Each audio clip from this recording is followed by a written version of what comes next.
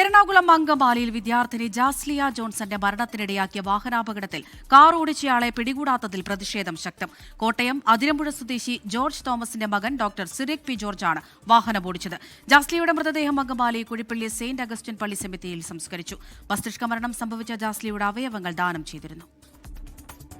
2 ദിവസമായിട്ട് ഒരു അറിവ് നമുക്കില്ല. വണ്ടി കിട്ടിയെന്ന് മാത്രമേ നമുക്ക് അറിയുള്ളൂ. നമുക്കത് അറിയണം. അവളെ ജീവനെന്താ വിലയില്ലേ, നമുക്കത് അറിയണം. പ്രതിയെ പിടികൂടണം. പക്ഷേ ഞങ്ങൾക്ക് അത്രയും ഇമ്പോർട്ടൻ്റ് ആയിട്ടൊരു കുട്ടിയാണ് അവള്.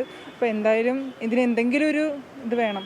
5 ദിവസമായിട്ടും ജാസ്ലിയയെ ഇടിച്ചു തെറിപ്പിച്ച വാഹനം ഓടിച്ചയാളെ പിടികൂടാത്തതിലാണ് സഹപാഠികളുടെയും അധ്യാപകരുടെയും പ്രതിഷേധം. പ്രതിഷേധവുമായി ഇവർ അങ്കമാലി പോലീസ് സ്റ്റേഷനിലെത്തി. വാഹനം ഓടിച്ചയാളെ പിടികൂടിയില്ലെങ്കിൽ പ്രതിഷേധം ശക്തമാക്കാനാണ് തീരുമാനം. പോലീസ് സ്റ്റേഷന് മുന്നിൽ യുവജന സംഘടനകൾ പ്രതിഷേധിച്ചു. കോട്ടയം അതിരമ്പുഴ സ്വദേശി ജോർജ് തോമസിന്റെ മകൻ ഡോക്ടർ സിറിയക് പി ജോർജ് ആണ് വാഹനം ഓടിച്ചത്. നമുക്ക് അന്ന് രാത്രി അതിൻ്റെ യൂസ്ഫുൾ ആയിട്ടുള്ള CCTVs കുറവായിരുന്നു. നമ്മൾ കഴിഞ്ഞ ദിവസമാണ്, ഇന്നലെയാണ് നമുക്ക് അതിനകത്ത് ഏറ്റവും ക്ലിയർ ആയിട്ടുള്ള ഒരു വിഷൻ കിട്ടിയത് ആരാണ് വാഹനം ഓടിച്ചതെന്നും. അപ്പോൾ അതിൻ്റെ അടിസ്ഥാനത്തിൽ ഐക്യൂസിനെ ഐഡന്റിഫൈ ചെയ്തിട്ടുണ്ട്. സിറിയക് എന്ന് പറയുന്ന ആളാണ്, കോട്ടയം സ്വദേശിയാണ്. അയാൾ മെഡിക്കൽ വിദ്യാർത്ഥിയാണ്.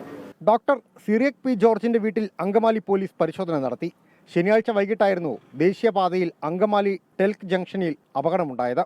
നേരത്തെ മസ്തിഷ്ക മരണം സംഭവിച്ച ജാസ്ലിയയുടെ അവയവങ്ങൾ ദാനം ചെയ്തിരുന്നു.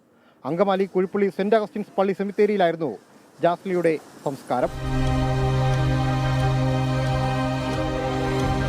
24 കൊച്ചി. ലോകത്തെവിടെയായാലും ഏത് സമയത്തും 24 വാർത്തകളും ഓഗ്മെന്റഡ് റിയാലിറ്റി പാക്കേജുകളും എക്സ്പ്ലെയിനറുകളും വിശദമായി കാണാൻ ഞങ്ങളുടെ യൂട്യൂബ് ചാനൽ നിങ്ങൾക്ക് സബ്സ്ക്രൈബ് ചെയ്യാം.